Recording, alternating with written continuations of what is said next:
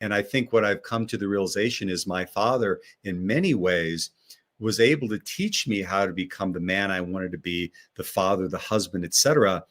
Not because he gave me the example to follow, but because he provided an example for me to say, I don't want to follow that way. Now, you can argue that both of those could be beneficial, but what most of us do, and I grew up in an alcoholic household, which I'll share at the summit. Most people will, or most men in particular, will either follow that path or they'll do the exact opposite.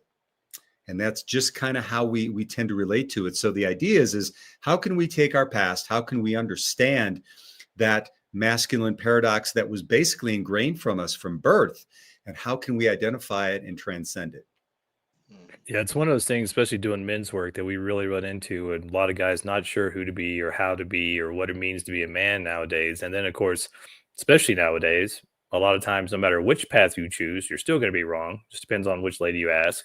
So, having a good, strong foundation and doing the work to look at your past, your parents, so doing the work to look inward and find out who your unique self is, and have that foundation so that when you are wrong, you're not blown over, you're not subject to the winds of fate in that way, where you have your foundation and you know who you are. Sometimes you have to be able to connect with other men in particular to be able to share that. Because I think that sometimes what can help us the most is just knowing that the other guy across the chair or table or room is going through something similar. And we don't feel like we're all alone, right? Because that's where we can really tap into each other's strength and our support.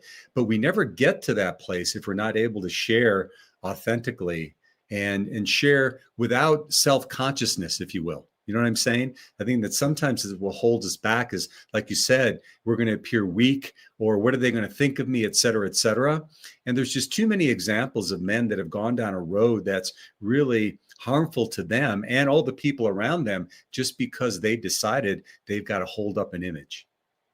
I'm so glad you use the word authenticity, because I mean that's something I'll bring up in my talk as well, but it's something that's at the core of men nowadays, is that to be the strongest version of yourself, to be foundational, to be the best man you can be, you have to be authentic, which means facing those fears, which means being vulnerable.